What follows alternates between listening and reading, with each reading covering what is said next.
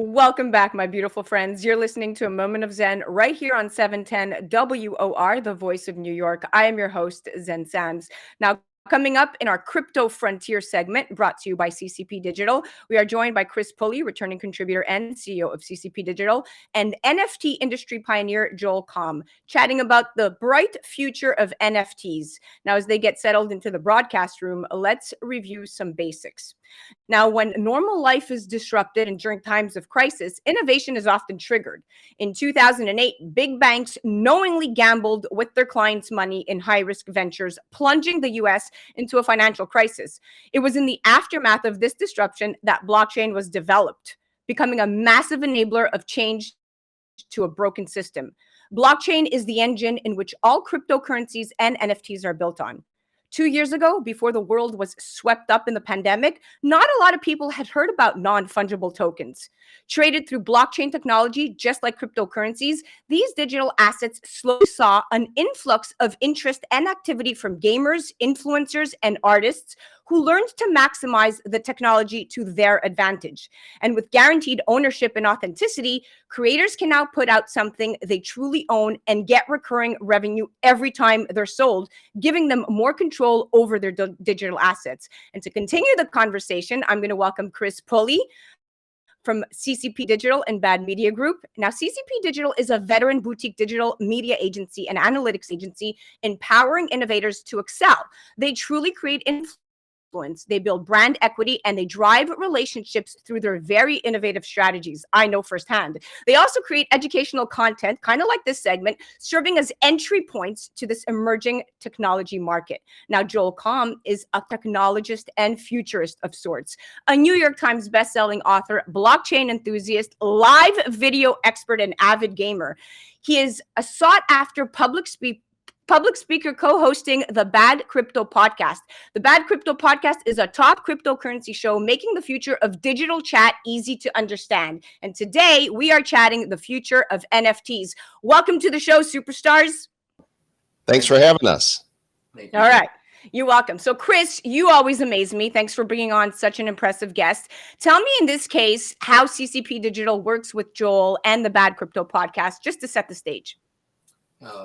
Very good. Well, we've been developing ways to utilize what Joel and Travis and their teams have done on the front end of communicating this blockchain and NFT world, and just brought some operational support, some business development support.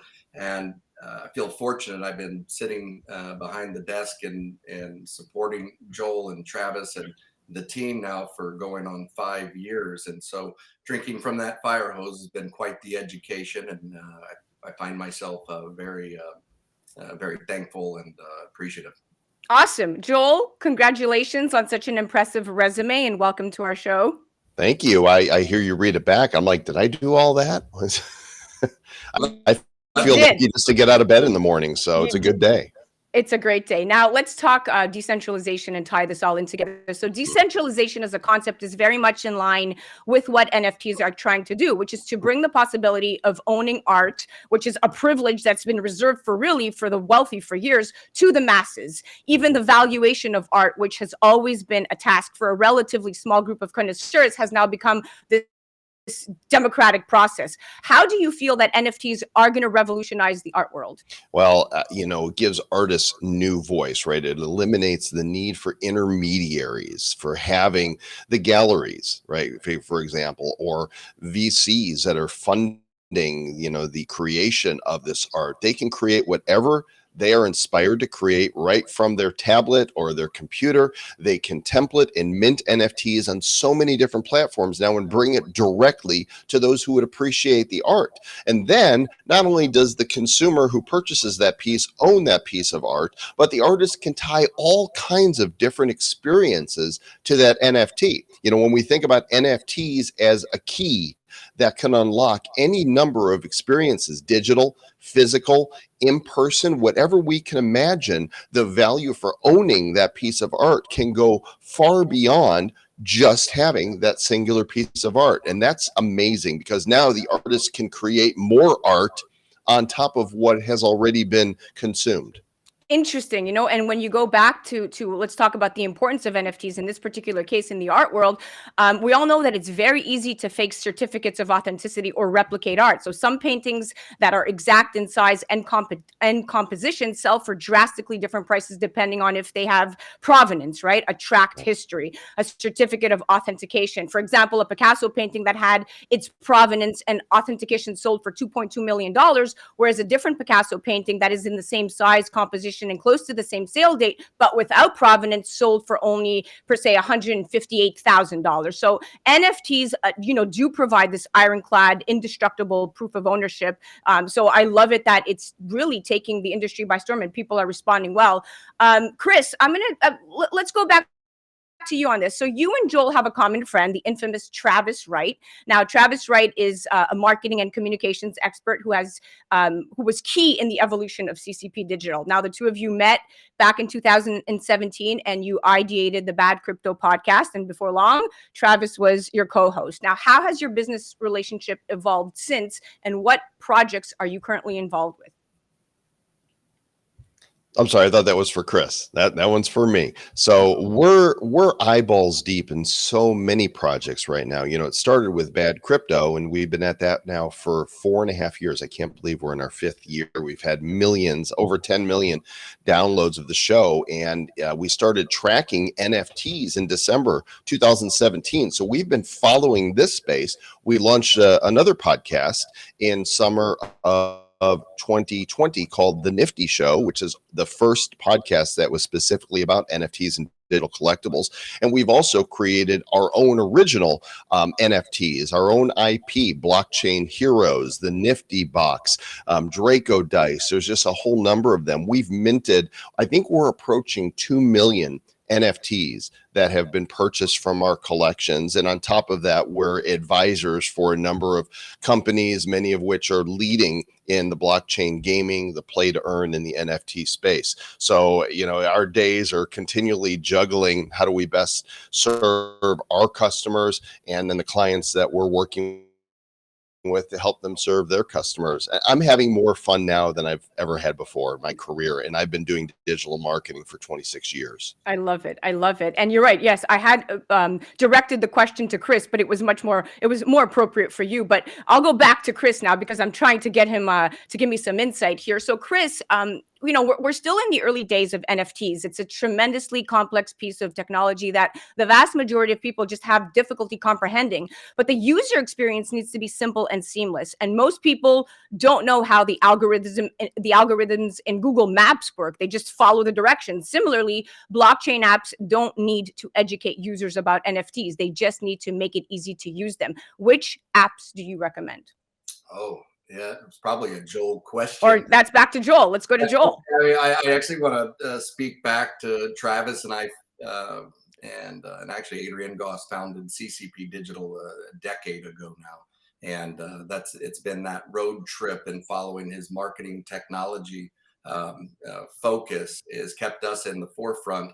And when he and Joel started Bad Crypto with two of the most unique influencers in these spaces, it just created some magic around the space. So when it comes to the NFTs, I have some go-tos, but I think I'd like to even hear Joel's answer myself. All right, Joel, let's do it.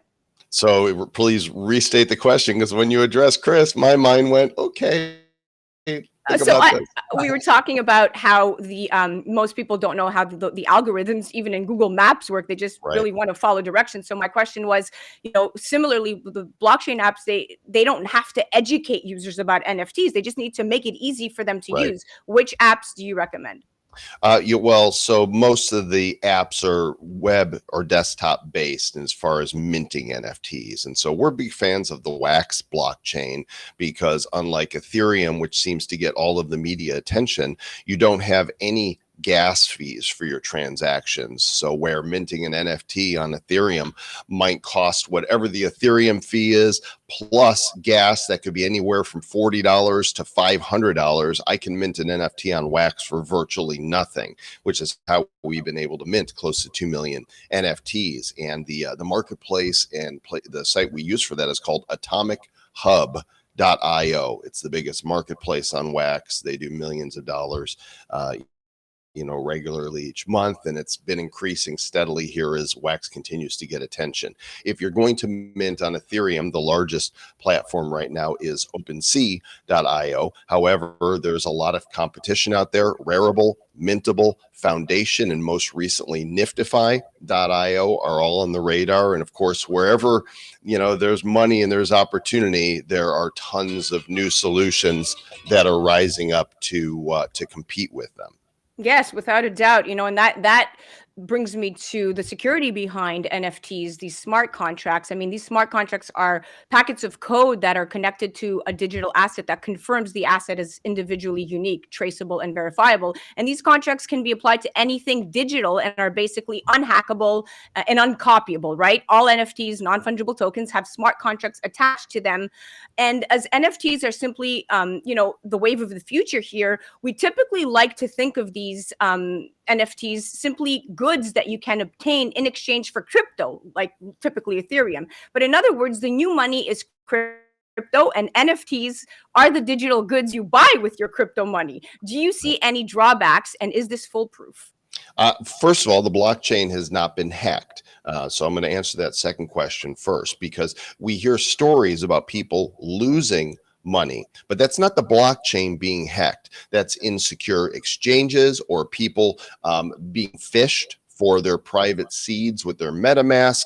But the blockchain itself, so far to date, is unhackable. It's people problems that are making it unsustainable for some who lose their money. But these are the same types of issues that you would have if somebody got your PayPal account, right? And or came to your house and stole your cash under your mattress, whatever. It's all, you really have to be smart and secure with your holdings. It's very sustainable. Not only that, it's the future. We are transitioning to a new economy with cryptocurrency. There's no stopping it. Fiat currency has failed everywhere it's been tried. And it wasn't that long ago that Venezuela was the most prosperous nation in South America, and look at them now. Their bolivar is barely good for toilet paper. And if the U.S. government keeps printing trillions of dollars like they are and putting U.S. dollars into the economy, simple supply and demand says that too many of them devalues all of them. Well, with crypto, with NFTs, we know exactly what we're dealing with. There's only 21 million Bitcoin ever. And if I say this Beeple piece of art is a one of one, there's only one of them. And the advantages to blockchain and true digital scarcity blow away what we have, the financial systems that we have operated under for all these years. Exactly. And on the last segment, Chris and I were talking about asset ownership, and it's really the pathway out of poverty. I mean, there are about 1.4 billion unbanked people in the world and have no way to enter the traditional banking system. Just imagine not having, your bank account. You can't get a loan, you can't get a car, you can't do anything, right? So this is taken for granted by most of us in the developed world, but cryptocurrencies and NFTs change this paradigm. Now these 1.4 billion people immediately have an opportunity to have a wallet, participate in digital marketplaces, create art, music. I mean, this truly feels like we are changing the world. What do you say to this? We have about a minute left. Absolutely are. And it's not only that, play to earn gaming is changing entire countries. During COVID lockdown in the Philippines, when their lockdowns were strict, 30% or so of the workforce there got involved in Axie Infinity and were generating cryptocurrency revenue, for some of them more than they'd make it any job. That's just the tip of the iceberg. Yeah, exactly. Well, listen, it was a pleasure chatting with both of you. Chris Pulley, thank you for bringing on such an insightful person. It was awesome having you on. Awesome. Thank you for having us, Zen. And thanks so much. Just wanted to plug for Joel, and I know we have the Retro Rebellion that's launching, Joel, here in January. Yep, Blockchain Heroes, bcheroes.com, our biggest launch yet on the Wax blockchain with 40 collaboration partners. So come join our Discord. Yep. There you go. Check them out at ccpdigital.com, and you can check out Joel at joelcomm with 2ms.com. And on the gram, he's at joelcomm with 2ms, and check out the podcast at Bad Crypto Pod. You're listening to A Moment of Zen right here on 710 WR, the voice of New York. We'll be right back after this. A Moment of Zen is brought to you by CCP Digital, bringing you a view from inside blockchain, cryptocurrency, and NFTs. Introducing the latest Blockchain Heroes series, Retro Rebellion NFT collectible card packs from the Nifty Company. Available January 2022. Find out more online at ccpdigital.com. Welcome back, my beautiful friends. You're listening to A Moment of Zen right here on 710 WR, the voice of New York. We're returning our conversation on the crypto frontier with Chris Pulley, CEO of CCP Digital, and Joel Comm. Now we're talking about NFTs and where they are headed. Chris, an interesting question is the stabilization and adoption of cryptocurrencies. NFTs are purchased using crypto. We know that. But if not enough people have crypto, or people are afraid to spend any of it because its value could dramatically go up or down, like we have seen these volatile fluctuations, your buyer's market remains small. Is this a concern? I don't think so. We're working with projects today that are answering the call of the retail transaction. And we're seeing the rapid deployment of the ability to use credit cards and traditional finance, and the technologies to execute to the crypto to purchase the NFT. There's already examples of that out in the marketplace with a retail side on an iOS app where a credit card can be used. And you can also buy the NFTs in on the web using a wallet. And it's those intersections that's really going to continue this mass adoption and growth of that industry as projects, even like one of your sponsors, the OG wallet, the OG Pay wallet. OG Pay is an example. Yeah, the OG Pay is an example of how companies are using traditional finance and then being able to exchange the token to purchase and access and eliminate some of those issues of the fluctuating market. Yeah, without a doubt. It's just a matter of time before questioning the relevance of NFTs will no longer be a discussion, I say. And major companies know this and are building within the space. Twitter is integrating NFTs. Facebook is taking part in the building of a metaverse. Nike is creating NFT verification on shoes.